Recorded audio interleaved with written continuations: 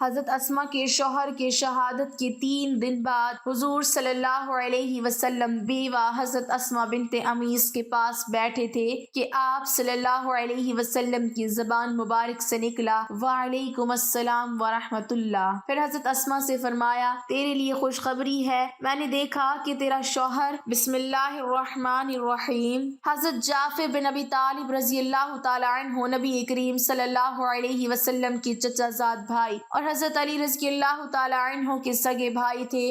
وہ حضرت علی رضی اللہ تعالی عنہ سے 10 سال بڑے تھے۔ جب حضرت ابو طالب تنگ دست ہو گئے تو حضرت جعفر رضی اللہ تعالی عنہ کے چچا حضرت عباس رضی اللہ تعالی عنہ انہیں اپنے گھر لے گئے تاکہ اپنے بھائی کا کچھ بوجھ ہلکا کریں۔ سب سے پہلے اسلام قبول کرنے والوں میں ان کا مقام تقریباً 24واں تھا۔ حضرت جعفر رضی اللہ تعالی عنہ اپنی صورت و سیرت کے لحاظ سے رحمت عالم صلی اللہ علیہ وسلم کے عکس جمیل تھے۔ کفار مکہ کی ایذا رسانیوں سے تنگ آ کر حضور اکرم صلی اللہ علیہ وسلم کی اجازت سے پہلے حبشہ کی طرف ہجرت کی۔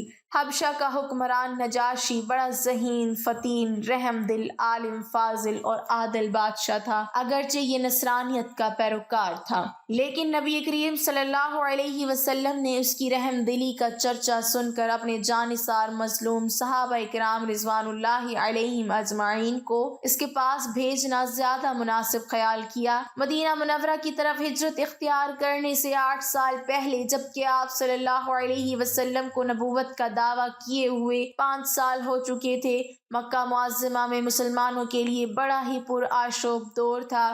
ان دنوں اسلام قبول کرنا اپنی موت کو دعوت دینے کے مترادف تھا، جس کے بارے میں مشرکین مکہ کو پتہ چل جاتا کہ یہ شخص دائرہ اسلام میں داخل ہو چکا ہے، اسے انتہائی ظلم و ستم کا نشانہ بنایا جاتا۔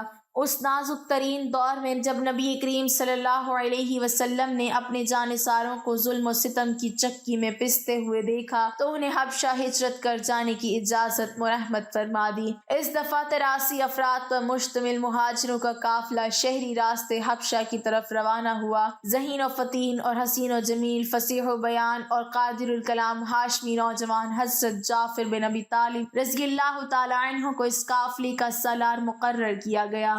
حضور اکرم صلی اللہ علیہ وسلم نے اسے اپنا سفیر نامزد کرتے ہوئے حبشہ کے حکمران نجاشی کے نام یہ خط دیا: بسم اللہ الرحمن الرحیم، محمد رسول اللہ صلی اللہ علیہ وسلم کی جانب سے حبشہ کے حکمران نجاشی اسہم کے نام، سلامت رہو۔ تعریف ہے اس اللہ کی جس کے سوا کوئی معبود حقیقی نہیں، وہ بادشاہ پاک باز، سلامتی دامن والا اور غالب ہستی ہے۔ میں گواہی دیتا ہوں کہ عیسیٰ بن مریم علیہ السلام کی روح اور اس کا وہ حکم ہے جسے اس نے پاک دامن مریم کی طرف القاء کیا، جس کی بنا پر وہ عیسیٰ علیہ السلام کی صورت میں حاملہ ہوئی۔ اللہ نے اسے اپنی روح اور پھونک سے پیدا کیا، جیسا کہ اس نے آدم علیہ السلام کو اپنے ہاتھ اور پھونک سے پیدا کیا۔ میں آپ کو اس ایک اللہ کی طرف دعوت دیتا ہوں جس کا کوئی شریک نہیں، اور اس سے دوستی و محبت کی بنیاد پر اس کی اطاعت اختیار کرنے کا پیغام دیتا ہوں۔ آپ میری اطاعت کریں اور وہ شریعت جو میں لے کر آیا ہوں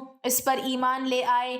میں اپنے چچا کے بیٹے جعفر کو آپ کی طرف بھیج رہا ہوں، اس کے ساتھ دیگر فرزندان اسلام بھی ہیں۔ جب یہ آپ کے پاس پہنچے تو ان کی آؤ بھگت کرنا، ان کے ساتھ عزت و احترام سے پیش آنا، ہر قسم کی ظلم و زیادتی سے اجتناب کرنا۔ میں تجھے اور تیرے لشکروں کو اللہ کی طرف بلاتا ہوں۔ میں نے اپنا پیغام آپ تک پہنچا دیا ہے، آپ کی خیر خواہی پیش نظر ہے۔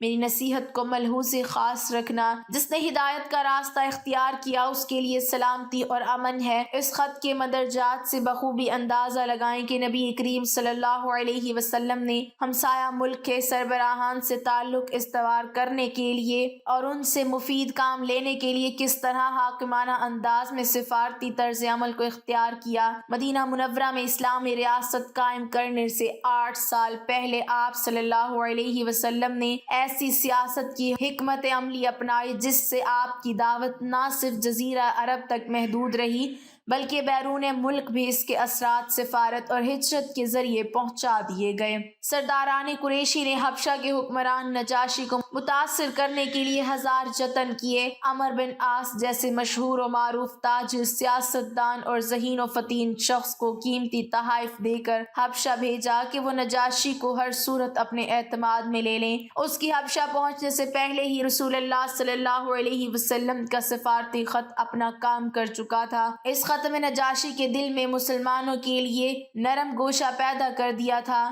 سرداران قریشی نے حبشہ کے حکمران نجاشی کو اپنے دام و تصویر میں لانے کے لیے حضرت عمر بن عاص کو منتخب کیا، کیونکہ وہ عطریات کی تجارت کے لیے کئی دفعہ حبشہ جا چکے تھے۔ عبداللہ بن ابی ربیعہ کو بھی ان کے ساتھ حبشہ بھیجا گیا تاکہ یہ دونوں بوقتی ضرورت باہمی مشورہ کر سکیں۔ یہ وافر مقدار میں قیمتی تحائف لے کر حبشہ پہنچے۔ انہوں نے پہلے نجاشی کے وزراء، مشیروں اور علماء سے بات کی، ہر ایک کو تحائف پیش کیے اور ان سے اپنی آمد کا مقصد بیان کرتے ہوئے اپیل کی کہ جب ہم دربار میں سربراہ مملکت کو عرض داشت پیش کریں تو آپ ہماری حمایت کریں۔ ہر ایک نے حامی بھری اور وعدہ کر لیا کہ آپ بے فکر رہیں، ہماری طرف سے آپ کا بھرپور تعاون ہوگا، جیسا تم چاہو گے ویسا ہی ہوگا، بس آپ یوں سمجھیں کہ تیر نشانے پر لگ چکا ہے۔ قریش کے یہ دونوں نمائندے جب نجاشی کے دربار میں حاضر ہوئے، آداب بجا لانے کے بعد قیمتی تحائف پیش کیے۔ نجاشی نے پوچھا، آئیے کیسے آنا ہوا؟ شاہی دربار کے آداب کو پیش نظر رکھتے ہوئے عرض گزار ہوئے کہ بادشاہ سلامت، ہمارے ملک کے کچھ دیوانے آپ کی سرزمین میں وارد ہوئے ہیں، وہ اپنے باپ دادا کے دین سے منحرف ہو چکے ہیں، یہ بڑے ہی عجیب و غریب مزاج کے لوگ ہیں، انہوں نے ایک نیا دین ایجاد کیا ہے جسے نہ ہم جانتے ہیں اور نہ آپ۔ ہمیں سرداران قریش نے اس لیے آپ کے پاس بھیجا ہے کہ آپ ان تخریب کاروں کو ہمارے سپرد کر دیں تاکہ ہم انہیں اپنے وطن واپس لے جائیں، پھر ہم جانیں۔ اور ان کی یہ باتیں سن کر نجاشی نے دربار میں موجود اپنے وزراء، مشیروں اور علماء کی طرف دیکھا تو سب نے ادب و احترام سے سر جھکائے ہوئے عرض کیا، بادشاہ سلامت، یہ ٹھیک کہتے ہیں، ہماری نظر میں یہی بہتر ہے کہ ان نو وارد لوگوں کو واپس بھیج دیا جائے، ہو سکتا ہے کہ یہ ہمارے پرامن ماحول میں کہیں فساد ہی برپا نہ کر دیں۔ حبشہ کے حکمران نجاشی نے درباریوں پر غضب آلود نگاہ ڈالتے ہوئے گرجدار آواز میں کہا، نہیں، ایسا ہرگز نہیں ہو سکتا، پہلے میں ان لوگوں سے پوچھوں گا کہ وہ کون سا دین اپنائے ہوئے ہیں۔ اس نے اپنے درباریوں سے کہا، کل انہیں یہاں دربار میں پھر لایا جائے۔ سرکاری ہرکارے نے جب نجاشی کا پیغام مہاجرین کو دیا تو وہ سب مل بیٹھ کر سوچنے لگے کہ اب ہمیں کیا موقف اختیار کرنا چاہیے۔ آخرکار یہ فیصلہ ہوا کہ نجاشی اگر ہمارے دین کے بارے میں پوچھے تو اسے صاف صاف بتا دیا جائے، کسی چیز کو چھپایا نہ جائے، اس کے نتیجے میں جو کچھ ہوگا دیکھا جائے گا۔ اور اس کے ساتھ گفتگو کا فرائض حضرت جعفر بن ابی طالب رضی اللہ تعالی عنہ سر انجام دیں گے۔ دوسرے دن مہاجرین کا قافلہ بے خوف و خطر اللہ کی یاد کو اپنے دل میں بسائے ہوئے نجاشی کے دربار میں داخل ہوا، سلام کیا، حاضرین پر ایک طائرانہ نگاہ ڈالی اور بیٹھ گئے۔ وہاں جبہ و دستار پہنے نصرانیت کے بڑے بڑے پوپ کتابیں کھولے پڑے بڑی شان و شوکت سے بیٹھے ہوئے تھے۔ مکہ سے آئے ہوئے قریش کے دونوں نمائندے بھی وہاں موجود تھے۔ عمرو بن عاص نے موقع غنیمت جانتے ہوئے نجاشی سے کہا، بادشاہ سلامت، دیکھیے یہ کتنے گستاخ لوگ ہیں، انہوں نے دربار میں داخل ہوتے وقت آپ کے ادب و احترام کو ملحوظ نہیں رکھا، غضب ہو گیا، انہوں نے آپ کو جھک کر سلام ہی نہیں کیا، جو شاہی دربار کی ہمیشہ سے روایت چلی آ رہی ہے۔ یہ کتنے بے مروت، بے وفا اور احسان فراموش ہیں، آپ کے نمک خوار اور آپ ہی سے بیزار، حد ہو گئی، لاپرواہی، بے نیازی اور گستاخی کی، ان کو تو عبرت کا نشان بنا دینا چاہیے۔ بادشاہ سلامت، کیا یہ لوگ کسی قابل ہیں کہ انہیں اس پرامن ملک میں رہنے کی اجازت نہ دی جائے؟ نجاشی نے عمرو بن عاص کی باتیں سن کر روایتی انداز میں اپنے سر کو جنبش دیتے ہوئے کہا، ہاں، پوچھتے ہیں کہ ان لوگوں نے یہ گستاخانہ انداز کیوں اختیار کیا؟ جب ان سے پوچھا گیا آپ نے جھک کر سلام کیوں نہیں کیا تو ہاشمی نوجوان حضرت جعفر بن ابی طالب رضی اللہ تعالی عنہ نے کہا، بادشاہ سلامت، ہم ایک اللہ کے سوا کسی کے سامنے نہیں جھکتے۔ نجاشی نے جواب سن کر کہا، یہ کون سا نیا دین ہے جس نے تمہیں اپنی قوم سے الگ کر دیا ہے اور آپ نے ہمارے دین نصرانیت کو بھی اختیار نہیں کیا؟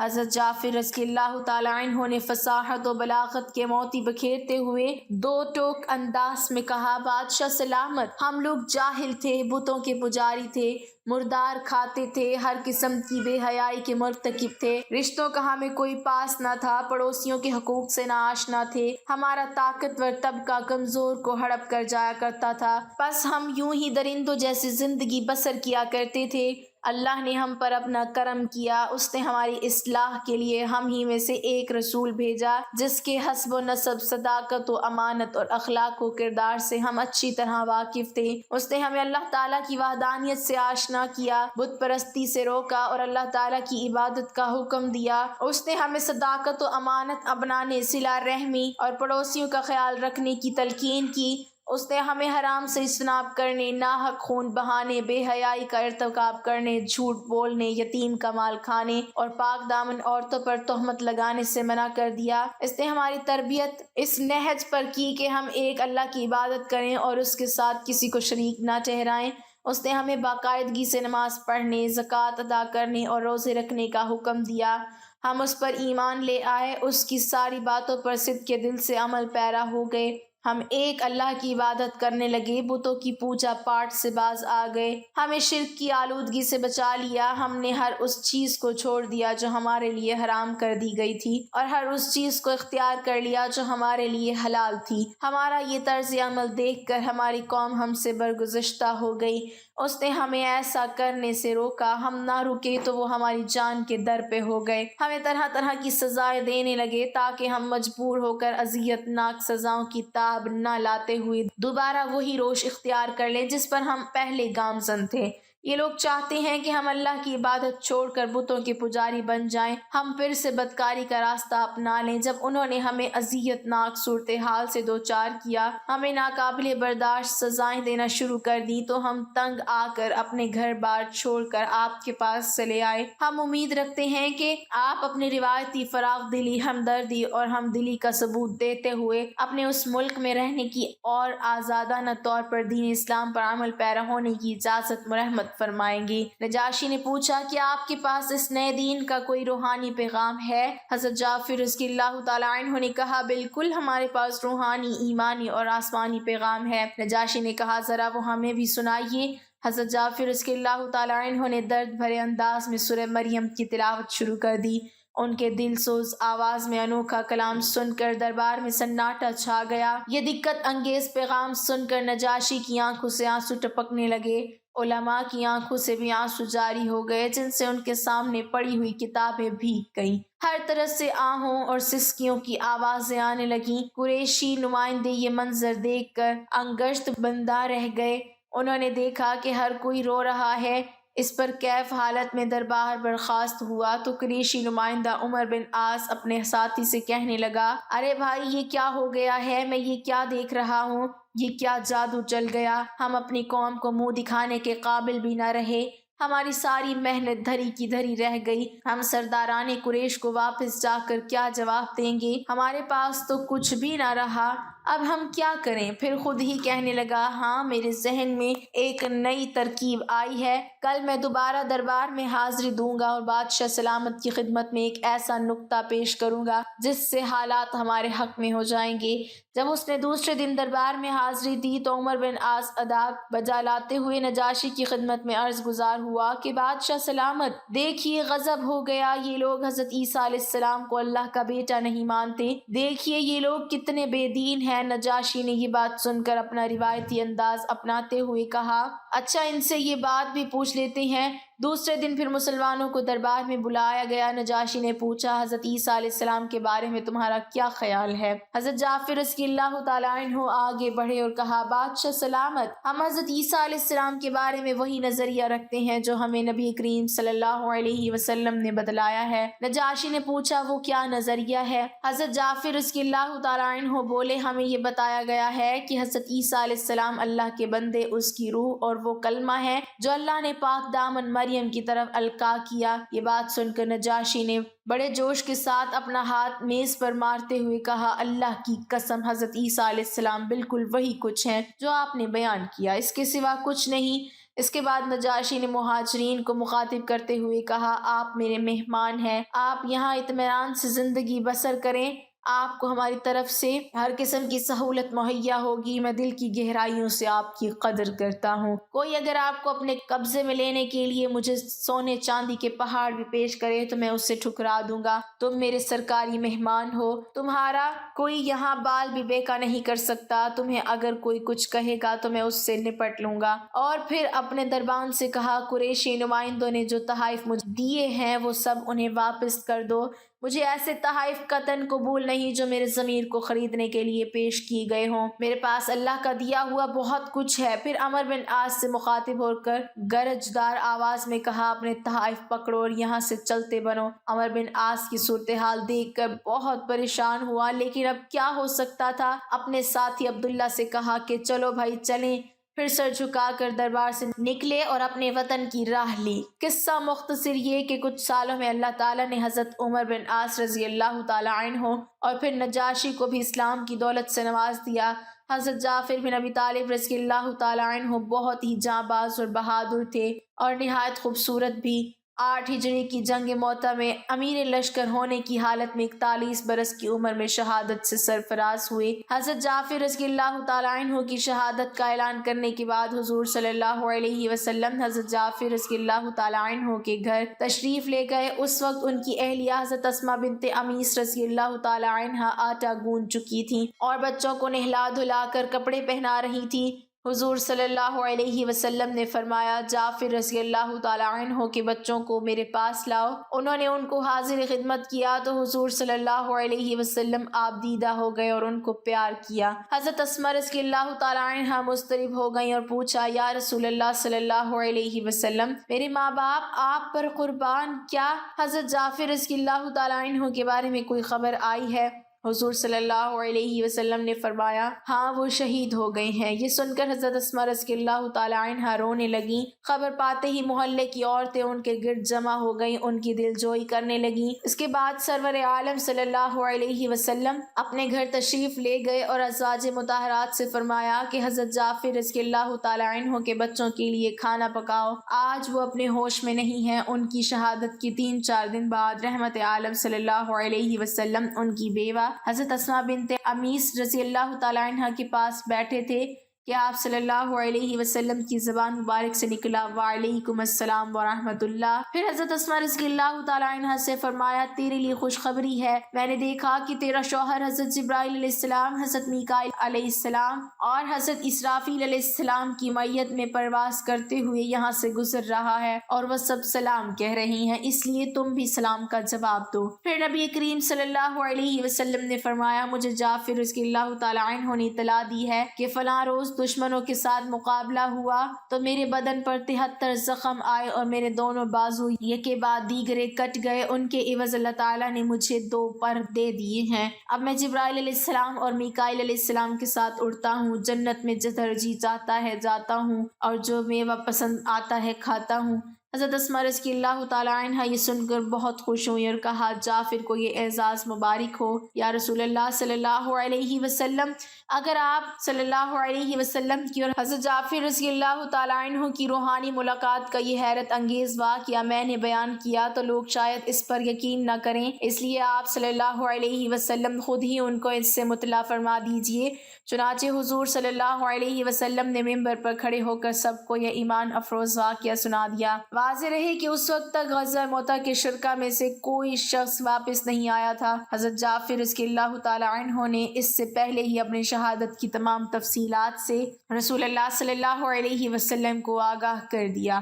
اللہ تعالیٰ ہمیں سیدھے راستے پر چلنے کی توفیق عطا فرمائے اور ہمیں نیکوکاروں میں شامل کرے، آمین۔ ناظرین، کمنٹ باکس میں اللہ تعالیٰ کے 99 ناموں میں سے ایک نام ضرور ٹائپ کریں۔